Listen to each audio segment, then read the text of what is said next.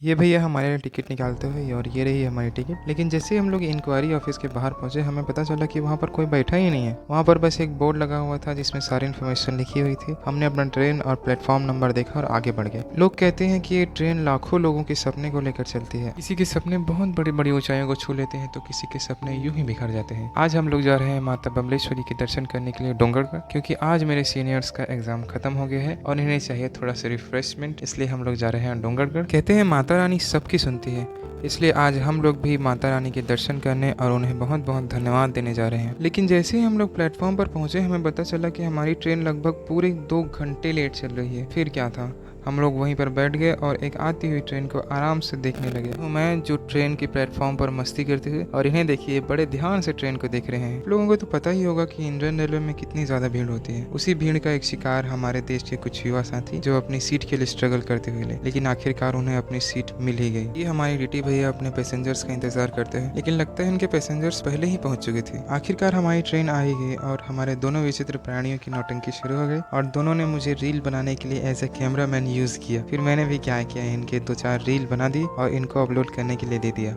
जब मैंने ट्रेन को देखा तो हमारी पूरी ट्रेन खाली पड़ी थी, जैसे किसी ने बुक कर लिया हो। आखिरकार हम लोग डोंगरगढ़ पहुंच ही गए, माता की नगरी, और ये हमारे दोनों विचित्र प्राणी अपने फ़ोन पर पूरी तरह व्यस्त हो चुके थे। लेकिन जैसे ही हम लोग माता के मंदिर पहुंचे तो हमें पता चला कि मंदिर तो 10:30 बजे क्लोज हो जाता है और सुबह 5:30 बजे खुल जाता है। तो फिर क्या था, हमने पूरी की पूरी रात वहीं के धर्मशाला में रात बिताई।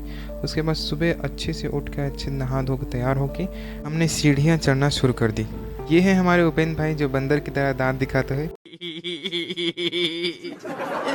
देखिए, बंदर का नाम लिया और बंदर हाजिर। यहाँ के बंदर बहुत ज्यादा खतरनाक होते हैं, किसी का भी सामान लूट लेते हैं और इसे इधर उधर फेंक देते हैं। वहीं पर एक बंदर था जो अपने बच्चे को सामान लूटने की ट्रेनिंग करा रहा था। जी आज भी याद है, जब मैं यहाँ पर पहली बार आया था तो एक बंदर ने मेरे पैर पकड़ लिए थे और उसने मेरे सामान के साथ साथ मेरे दोस्तों के भी सामान को इधर उधर फेंक दिया था। लोग सुस्ता कर सीढ़ियाँ चढ़ रहे थे, क्योंकि अब बहुत दिनों के बाद जब आप सीढ़ियाँ चढ़ते हैं ना तो पैर में बहुत ज़्यादा दर्द होने लग जाता है। यहीं पर एक पंडित जी थे जो सबको टीका लगा रहे थे, तो हमने भी भगवान शिव के अच्छे से दर्शन करके उनसे भगवान शिव का प्रसाद के साथ साथ टीका भी लगवा लिया।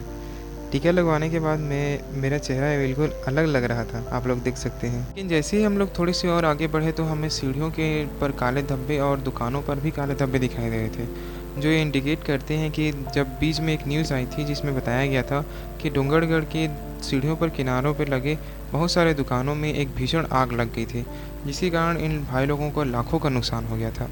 क्या पता इनकी दुकानों का नुकसान की भरपाई की भी गई थी या नहीं, लेकिन अभी इनकी दुकानों की हालत थोड़ी सी अच्छी नज़र आ रही है। भाई आपका नॉलेज तो कमाल का है भाई का। दोस्तों देखो कितना सुंदर व्यू है ना। अगर आप लोगों को ये व्यू देखना है तो आप लोगों को माता के मंदिर सुबह ही आना पड़ेगा, क्योंकि ये ज़्यादा टाइम तक नहीं रहता और ये व्यू आपको सुबह ही देखने मिलेगा। आप यहाँ पर आके अपने फ़ोटो वोटो भी खिंचा सकते हैं, जैसे हम लोगों ने खिंचाए थे। से हम लोग थोड़ा सा और आगे बढ़े तो हमें सीढ़ियों पर हाथ के पंजों के साथ साथ खून के निशान भी दिख रहे थे। ये सब उन लोगों के हैं जिन्होंने माता से मन्नत मांग रखी थी। माता रानी से हमारी यही प्रार्थना है कि उन सभी की मन्नत ज़रूर पूरी करे, क्योंकि ऐसे ही लोग होते हैं जो माता रानी के लिए अपनी संपूर्ण भक्ति प्रदर्शित करते हैं। हम लोग जैसे ही मंदिर पहुँचे उसके थोड़ी देर बाद आरती शुरू हो गई। हमने आरती को अच्छे से एंजॉय किया, आप भी कीजिए।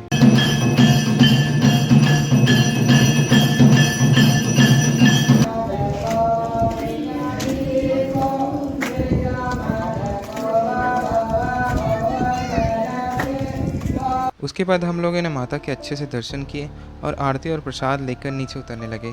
वहाँ पर बहुत सारे शॉप्स लगे हुए थे जिसमें मेरे सीनियर्स ने बहुत सारी शॉपिंग भी की। फिर हम लोग जल्दी से नीचे उतर, पर मेरे उपेंद्र भाई मुझे ताना मारते हुए, खाली पेपर है। और सच में कल मेरा इनऑर्गेनिक केमिस्ट्री का एग्ज़ाम था। 50 बार बोल रहे हैं, पढ़ने निकले वाले छात्रों को राजनीति से दूर रहना चाहिए हैं? अबे पढ़ाई लिखाई में ध्यान लगाओ, IAS बनो और देश को संभालो, लेकिन नहीं। फिर हम लोग पहाड़ी के नीचे वाली माता के मंदिर चले गए। वहाँ पर भी हमने माता के बहुत अच्छे तरीके से दर्शन किए, आरती ली और प्रसाद लेकर वहाँ पर बहुत सारे फ़ोटोज़ और वीडियोज़ भी बनाए। फिर हम लोग जल्दी से रेलवे स्टेशन की तरफ चले गए। ये हमारे रुपेश भाई हमारा टिकट निकालते हुए, एक प्यारी से मैडम हमें टिकट देती है। लेकिन जैसे ही हम लोग प्लेटफॉर्म पर पहुँचते हैं हमें पता चलता है कि हमारी ट्रेन लगभग 2 घंटे लेट चल रही है। हम लोग बैठे बैठे वहाँ पर बहुत ज़्यादा परेशान हो गए थे, क्योंकि हमारी ट्रेन लगभग 9 बजे आनी चाहिए थी, वो 12 बजे आई।